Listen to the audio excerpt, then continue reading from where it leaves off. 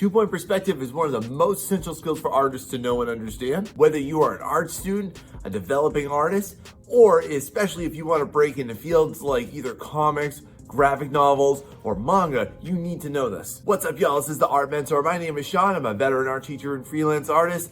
And today I'm going to give you an intro tutorial to exactly how two-point perspective works, and you're going to be able to go ahead and draw along with me. Now, this is going to be a 4-part series on how this works so that you can go ahead and apply it to whatever you need to apply it to, and it's going to start right now.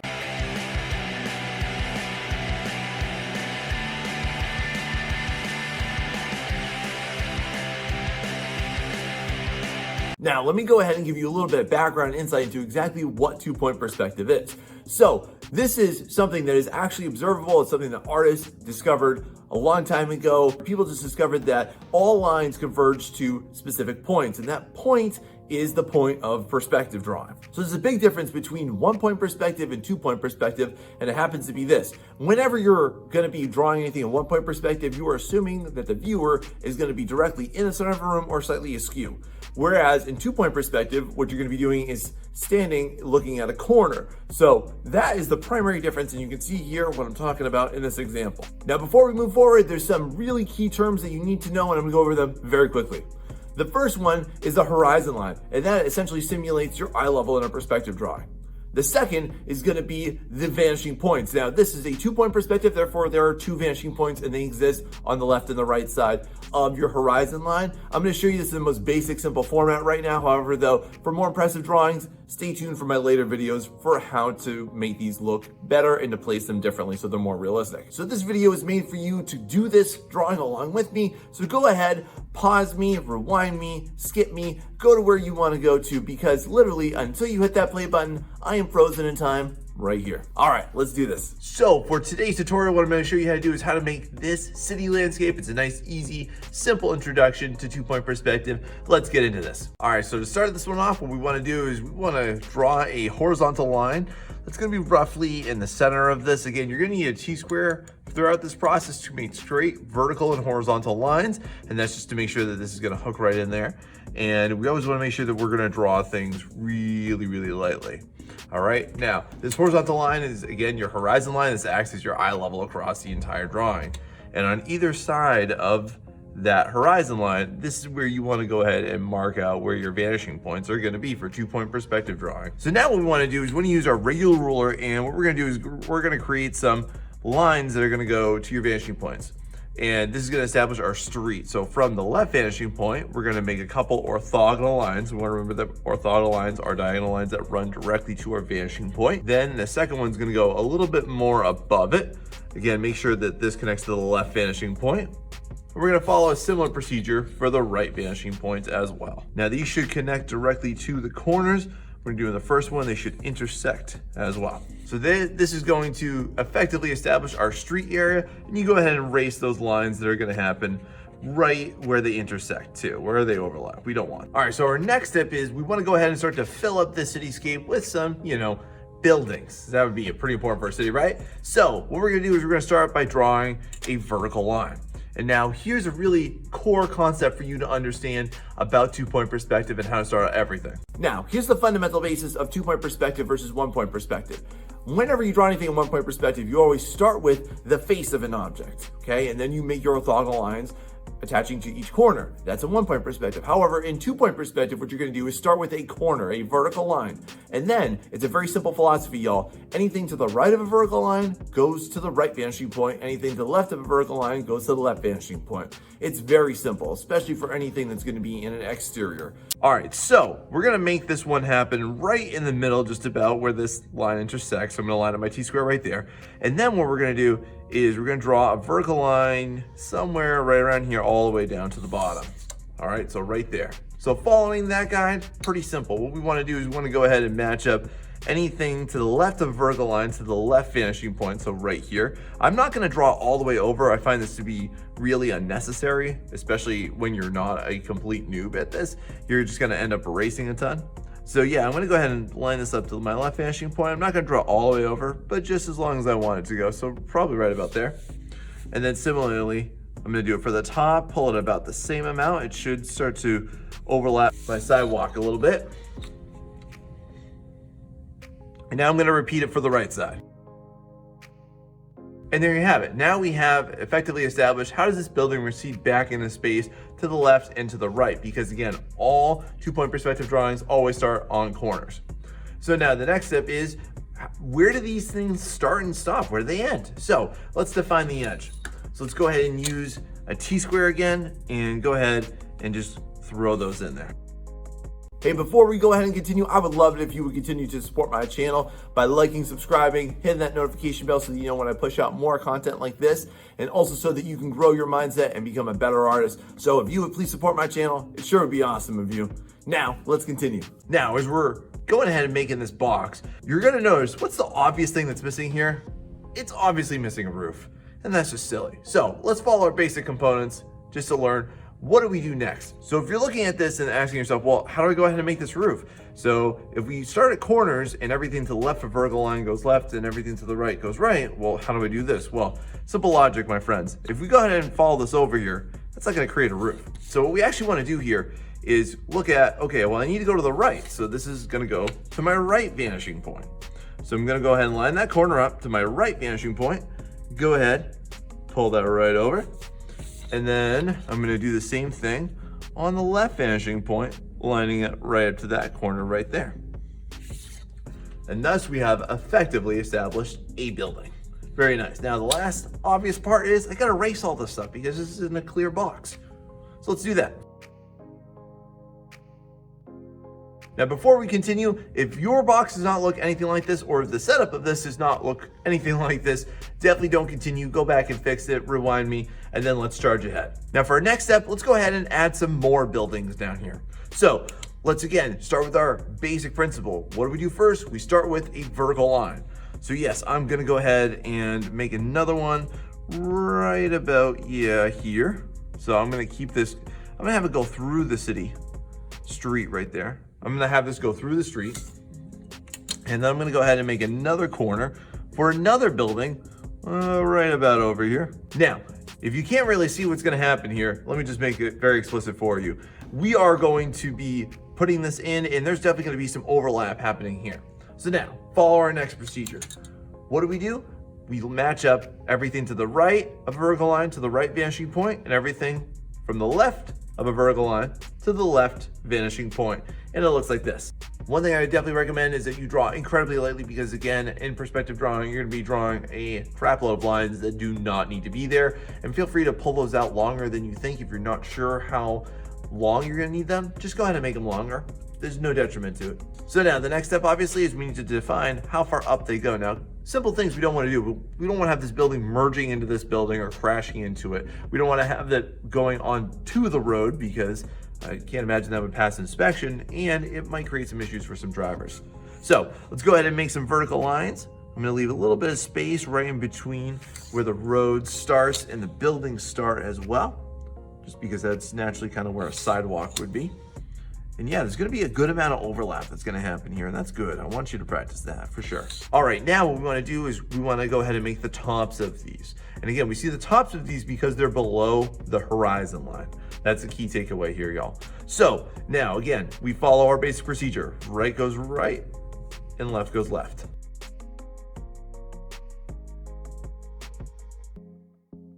And now as the final step for this set of buildings, I'm gonna go ahead and I wanna erase all these areas where I can see stuff going through, or any excess orthogonal lines I no longer need. All right, and there we have a nice crowded little set of buildings. And now let's go ahead and continue this in some new areas. Now, this is gonna be a big, huge cityscape. I definitely wanna throw in some nice high rises in here. Wouldn't that be nice, right? So let's go ahead and let's throw some buildings all scattered throughout here for me to go ahead and give that nice big city effect. So let's start off as always with a corner, because corners are always what comes first in a 2-point perspective. So I'm gonna throw one here, and I'm also gonna put 2 more, one here and one here. Now, as you're doing this, I do recommend that you, just for the effect of this, if you're following my tutorial exactly how I'm teaching it to y'all, go ahead and have them be different heights, just for the intended effect. All right, so now again, what we're gonna have to do is just go ahead and match up to our vanishing points. Left goes left, right goes right. You know how this works now. So now, as you're gonna go ahead and do this, one thing you're gonna notice is that The road lines are going to go ahead and kind of determine where they start and stop. That's okay for this tutorial. I'm not going to make this hyper realistic, but I'm going to give you the basics on it. Another thing you're going to notice is that as you get closest to the edges, closer to the vanishing points, it's going to be a very forced, harsh perspective. That is okay. There's nothing wrong with that. That freaks out a lot of people that are brand new to 2-point perspective. And just to be honest with you, yes, you would never directly view anything in reality like this, but this is how you want to go ahead and set it up. And just follow along with me. It'll all make sense, I promise you, especially as we go through into part 3 and 4 of this tutorial set. So now, as we've done this, now we obviously want to go ahead and define our edges. So go ahead, take your T-square, and let's do this.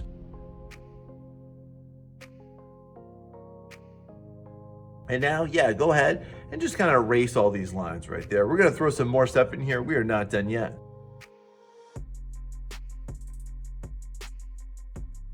All right, now let's go ahead and let's put some more stuff in here just to help, again, crowd this effect, because this is going to look really weird and lame if it was just a little block like that. So now let's go ahead and put some more buildings in. We're going to put a small one here, and we're going to put another smaller one here. Then we're going to do some big ones in the back. So go ahead, check this out.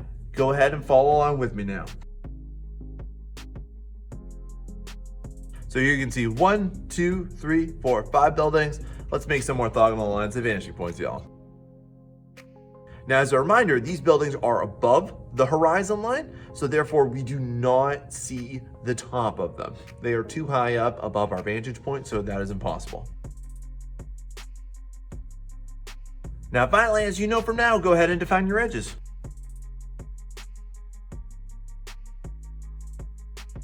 So here we can see all of these buildings done, and we've routed them.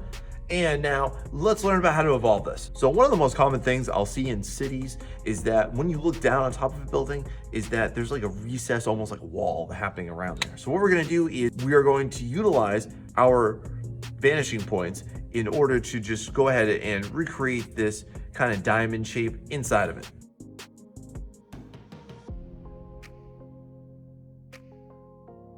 Now this effect that we're going to be creating is what I call a shape in shape, which is you're going to have a 3D element inside of a 3D element. So let's learn about the next step here. Next, another thing is that people have to be able to get up here. So there's going to be some type of a stairwell that's going to happen in there. So we're going to go ahead and create another mini rectangle that's going to be in 3D. So this starts again with a vertical line. I'm going to go ahead and put it, right about here. This is going to be pretty small now because, again, this has to be for people, and just to scale on this would be a pretty massive building. So then therefore, I wouldn't need that big of a rectangle. So now it's just a matter of me following my basic procedures. Left goes left, right goes right. All right, now go ahead and erase these excess lines. We don't need them. Now, if you're looking at this thing and this still looks a little funny, you would be correct, because if I have this raised surface, how much is this raised up? So we need to do that too. This entails, yes, another set of orthogonal lines. We need to show, again, what's the height on here. So let's do that. This is just going to be very slight, but it's going to be very significant to the realism of this piece.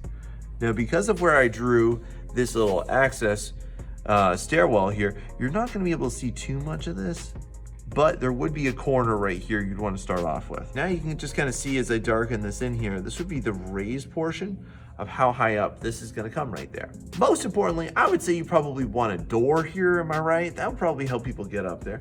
So what you always want to do whenever you're going to put anything on a side surface is you need to go ahead and ask yourself this simple question: which vanishing point is it going to be in? Because everything in 2-point perspective is affected by perspective, unlike 1-point perspective. So this is on the right face, so therefore it goes to the right vanishing point. If it was on the left face, we go to the left vanishing point. It's a very simple idea. So start out by just making a couple little lines. And again, this is to scale for humans, so this is going to be pretty tiny. And then this top part just goes to my right vanishing point. Now our next step here is let's go ahead and learn about how do we do windows on this, because again, it's a building. So here's how I'm gonna recommend you do that. Again, we're gonna start off with adding symmetrical windows left and right side. So we need to consider our vanishing points and which side each face is connected to. So this is obviously all gonna go to the right because it's on the right face. This is all going to go to the left vanishing point because it is on the left face. Now watch how I'm gonna do this though. I'm gonna start with one side. It doesn't matter which one you start with, but let's say I wanna make a nice bank of windows here. So I'm gonna make an orthogonal line. and have it go all the way to that corner. Now, to make sure that these are going to line up, I want to make sure that each set of lines I'm going to make for both the top and the bottom, I want them to make sure that they're going to align. So you want to make sure that whenever you do one set of orthogonal lines on one side, you do it exactly where it needs to go to on the other as well. And you do this by connecting it to your corner.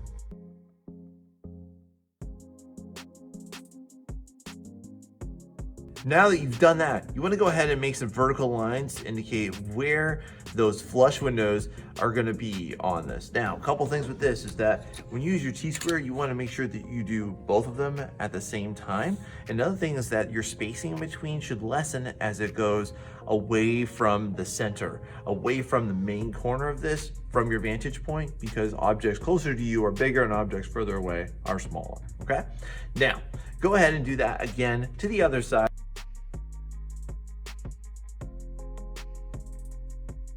Now, one thing I want you to understand about everything that we just slapped on here is that it is very simplistic. It's not entirely very realistic, but you should just go ahead and learn this concept so that then you can apply it. And I'm going to teach you how to evolve this significantly in future videos, but this is just the general basics of it.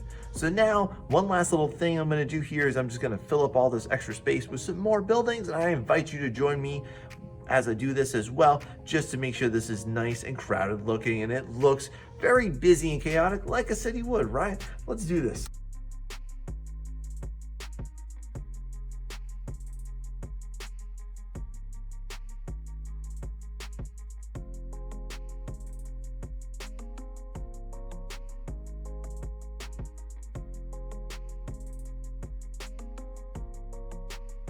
What you're going to notice me doing is just kind of filling in a lot of space, and yes, I'm going to even go ahead and knock out all of my lovely windows that I painstakingly took the time to make there. I'm also going to go ahead and add some partial buildings on the left side and the right side, both in the middle and on the bottom.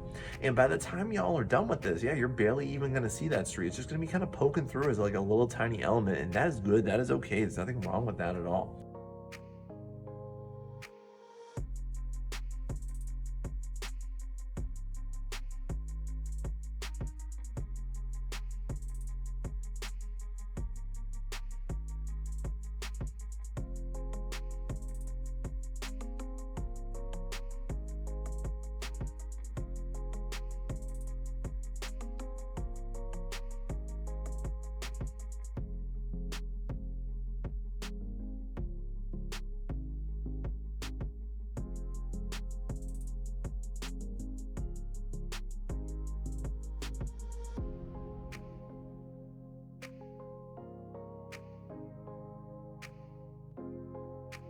All right, so there you have it, and you can see how this whole thing works. And literally, I could take all day detailing up all these buildings, but I don't really want to do that, to be honest, because I think that there are better things that I can teach you, and I'm definitely going to do that in my next video.